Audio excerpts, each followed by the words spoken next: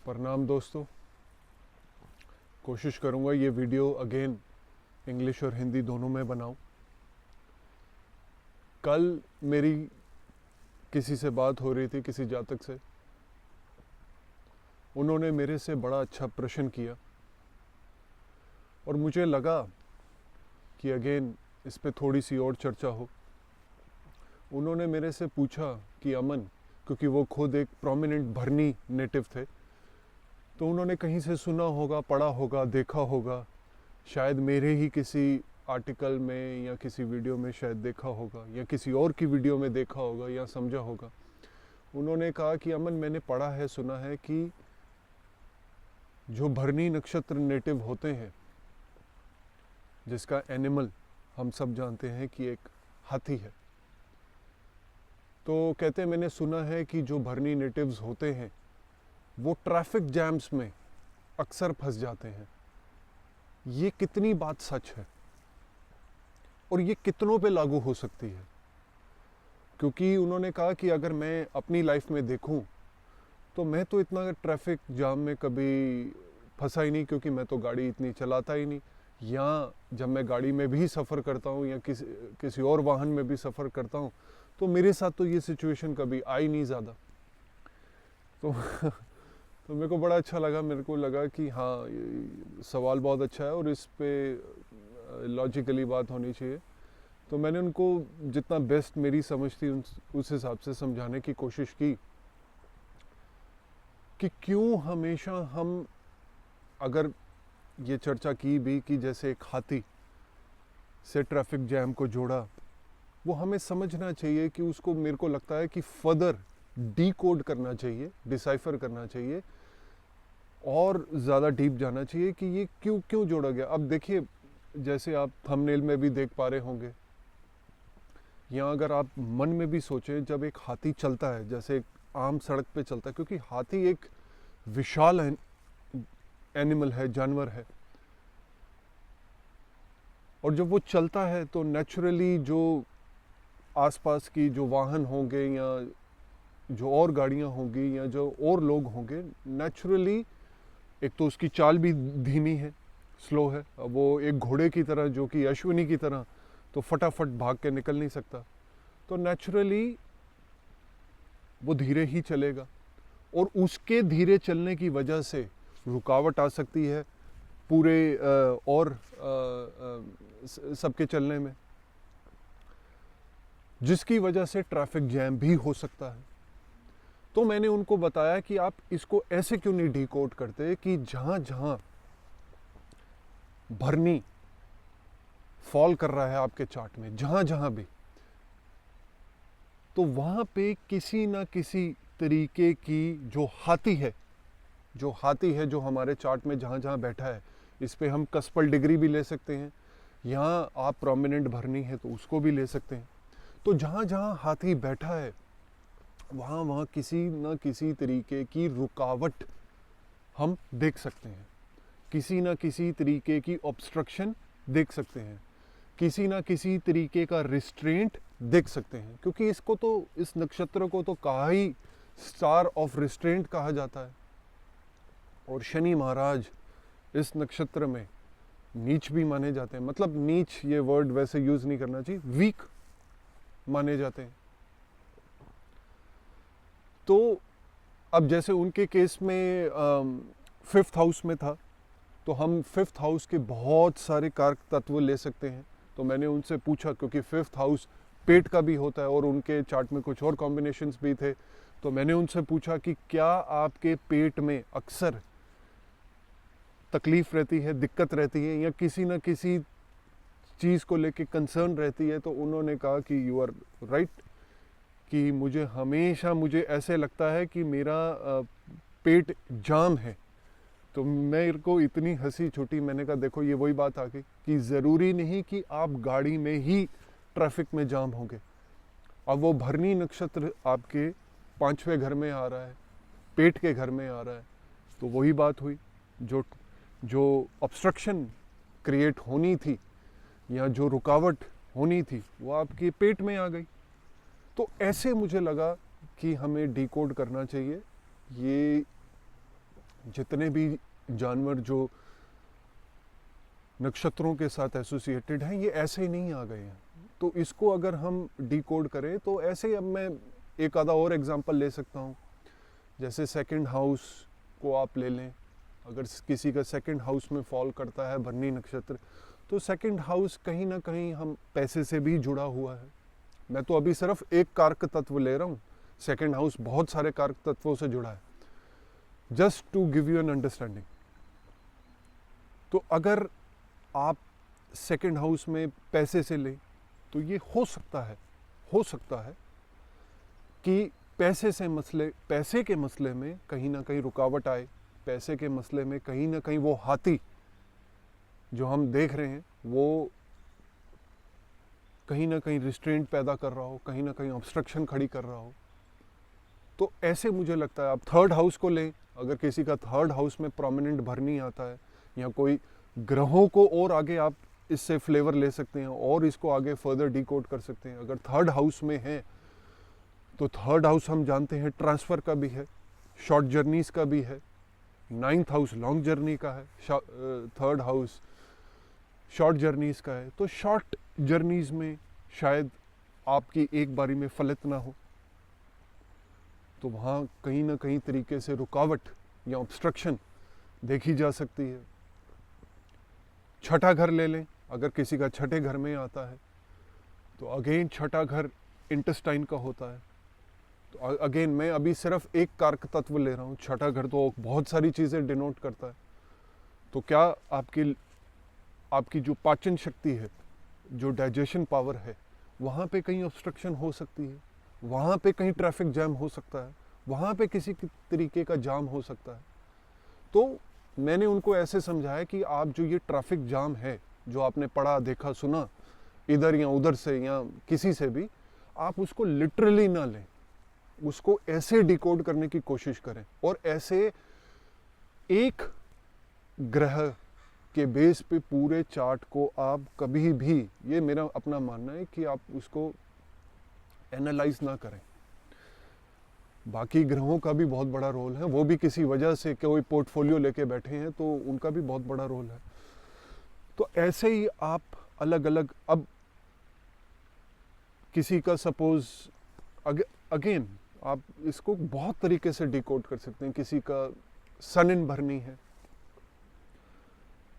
तो आत्म के कारण, आत्मा जो कि हमारी आत्मा है, जो हमारा एक नेचुरल आत्मकार का है, सूरज, तो आपकी लाइफ जर्नी जो आपका सोल का पाथ है, वहाँ कहीं ना कहीं रुकावट हो सकती है, जिसमें हमें और ध्यान देना है, जिसमें हमें और शिद्दत के साथ और उसको अच्छे से समझना है।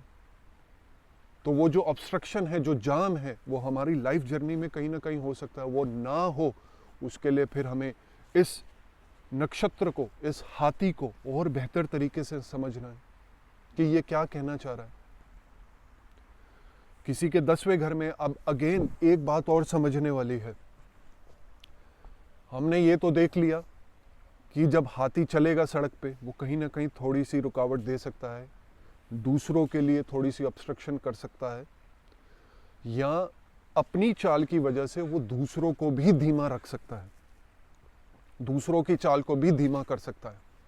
तो ऐसे सिर्फ हमें ये नहीं समझना है कि हमारी ही लाइफ में ऑब्स्ट्रक्शन होगी, हम भी किसी की लाइफ में ऑब्स्ट्रक्शन क्रिएट कर सकते हैं, कर रहे होते हैं। तो इसको ऐसे भी अदर वे में भी डिकोड करिए। तो ज़रूरी नहीं कि सब कुछ हमारे साथ ही गलत हो रहा है, हम भी किसी की लाइफ में, किसी की लाइफ पाथ में, या किसी के, जैसे अगर किसी का सपोज राहु इन भरनी हो, जो कि चल भी रहा है, अगेन मैं एक कारक तत्व लेके समझाने की कोशिश कर रहा हूँ कि अगर वो किसी का 10वें घर में पड़ा है तो ज़रूरी नहीं कि हमारी ही लाइफ में ऑब्स्ट्रक्शन हो। ये तो पॉसिबल है, हो सकता है कि जो जाम हो, जो चीज़ें जिसमें स्लो चीज़ें हो रही हों, धीमे हो रही हों, शने शने हो रही हों, वो शायद किसी वजह से हो सकती हैं हमारी लाइफ में। बट हम भी, अगर मैलेफिक्स हैं, हम भी किसी की लाइफ में ऑब्स्ट्रक्शन तो नहीं क्रिएट कर रहे हैं, किसी की लाइफ पाथ को स्लो तो नहीं कर रहे हैं, अपनी ही लाइफ जर्नी को स्लो तो नहीं कर रहे हैं। तो मुझे लगा कि इसको अगर हम इस तरीके से समझें, तो मैंने अगर जब उनको ऐसे समझाया तो he said it is making a more sense to me now. तो मुझे लगा कि इस पे अगेन थोड़ी सी चर्चा अगर हम करें और इसको ऐसे डिकोड करें, और ऐसे ही आप सारे घरों को लेके कर सकते हैं। ज़रूरी नहीं, ये भी ज़रूरी नहीं कि आपके ग्रह ही हो तभी हमें भरणी नक्षत्र को देखना है, तो आप कस्पल डिग्री भी ले सकते हैं। तो ऐसे मुझे लगा कि अगर आप डिकोड करें हर एनिमल टोटम को, हर जानवर को जो कि एक नक्षत्र के साथ जुड़ा है, तो कितना कुछ हम अपने चार्ट में, अपने हॉरोस्कोप में खोज सकते हैं, डिसाइफर कर सकते हैं। और इसके लिए हमें अपनी ऑब्जर्वेशन बहुत, जितना हम ज़्यादा अवेयर होंगे, जितना हम ऑब्जर्व करेंगे, वो उतनी ही शार्प होती जाएगी। तो ये बस एक छोटा सा एक टिप था भरनी को लेके, कि हम जब ट्रैफिक जाम की बात करते हैं कि हाथी ने ट्रैफिक जाम कर दिया या हमने कहीं पड़ा ट्रैफिक जाम कर दिया, तो उसको लिटरली ना लें। शायद हो सकता है, अब जैसे आप, ऐसा नहीं है कि आप, कई लोग प्रोन भी हो सकते हैं ट्रैफिक जाम में, बट उसको ऐसे यूज़ करें कि जहाँ जहाँ वो पड़ा है, जहाँ जहाँ वो कैसे फलित करेगा, कैसे कैसे अब चाल को स्लो कर सकता है, कैसे कैसे लाइफ में बाधा बन सकती है या थोड़ी सी रुकावट देखने को मिल सकती है, तो उसको ऐसे आप डिकोड करें। तो मेरे हिसाब से, अब जैसे एक और एग्जांपल देता हूँ, जैसे किसी का सपोज मरकरी है भरनी में, सपोज, तो कम्युनिकेशन के लिए हम सब जानते हैं कि एक कम्युनिकेशन के लिए मरकरी को माना जाता है। तो क्या हो सकता है कि कम्युनिकेशन में किसी ना किसी तरीके की रुकावट महसूस हो, देखी जाए। अब वो आपको भी हो सकती है या आपकी वजह से किसी और को भी हो सकती है। अब उसके लिए पूरा चार्ट बहुत ही तरीके से पढ़ना बहुत ज़रूरी है। यहाँ उस पे मरकरी पे किसी का मेलेफिक एस्पेक्ट तो नहीं पड़ रहा है। तो ऐसे अगेन मैं इसको बहुत लंबा नहीं करना चाहता, बट आई थिंक आपको इसमें पता लग जाएगा कि मैं क्या मैसेज देना चाह रहा था। So now I will try to cover this thing in English. So hello friends. Yesterday I was speaking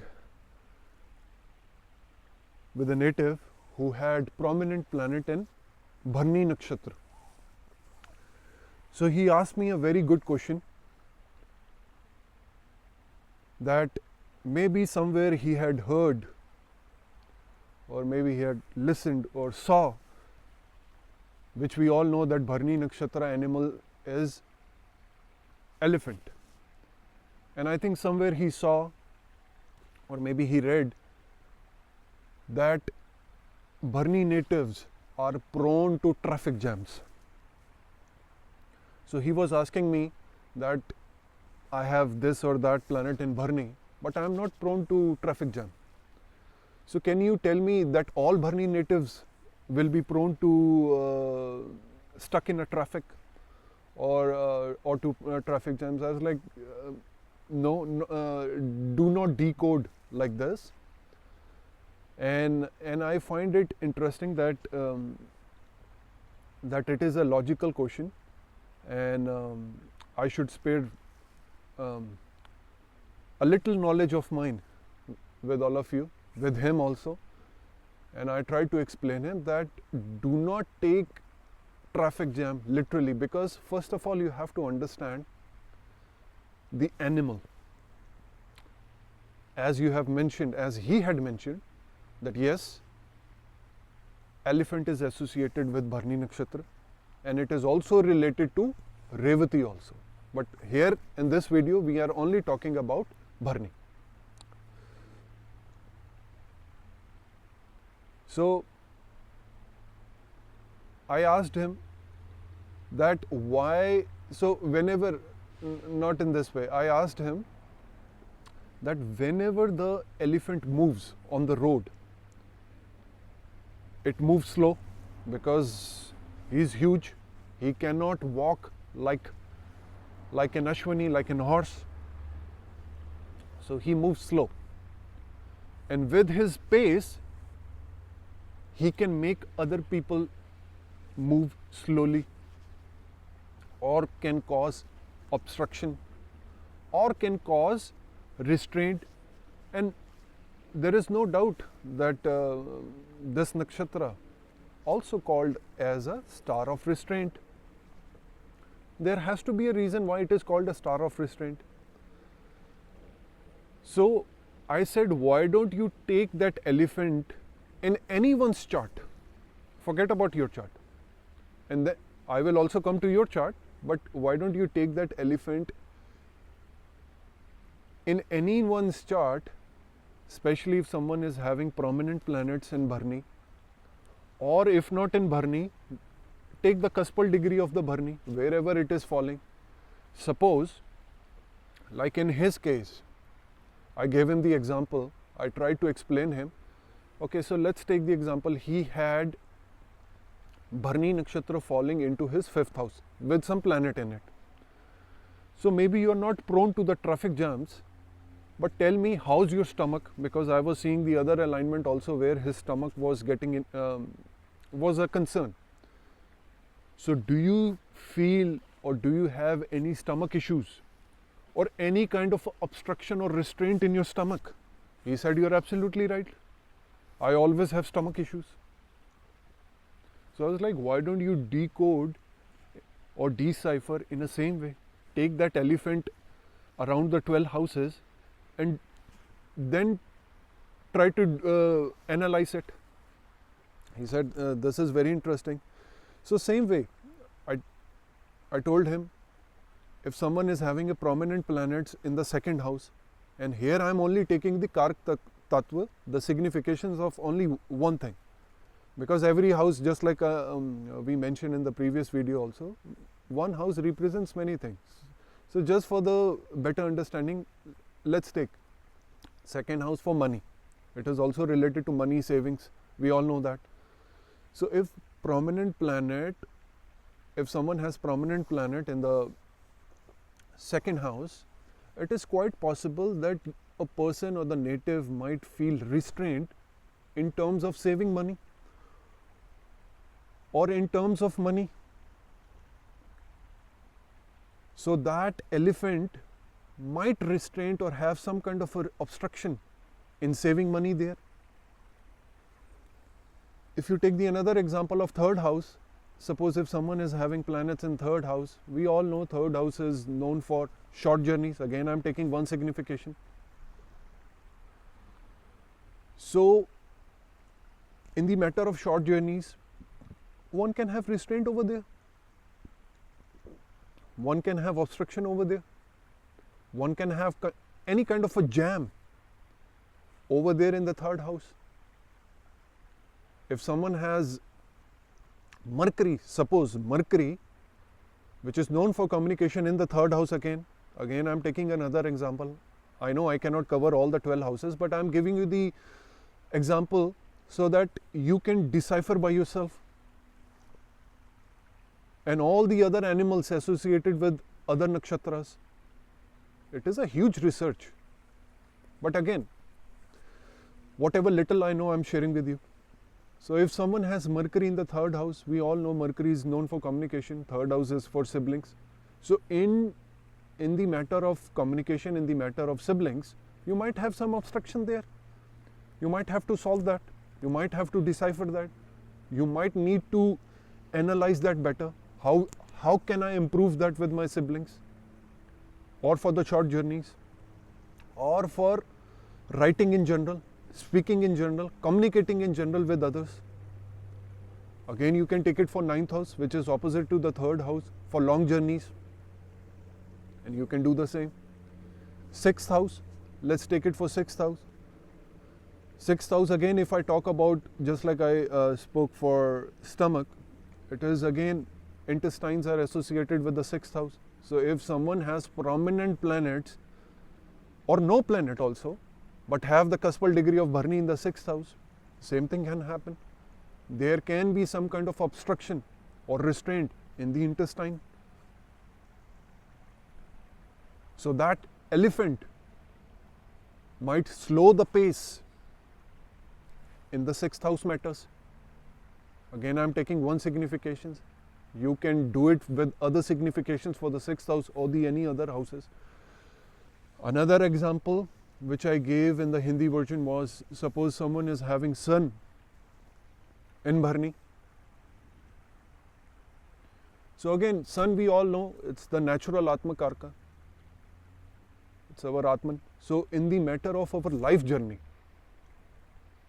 there might be some obstructions which we need to analyze further, which we need to analyze deeply and try to understand that what are the things causing troubles in my life's journey. How can I make it better? How can I make my life's journey better? So we can improve that part over there.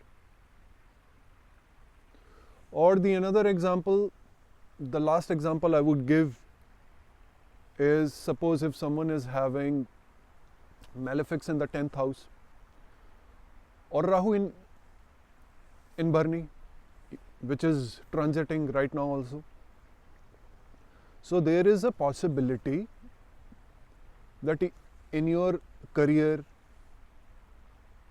or in your position, there might be some obstruction.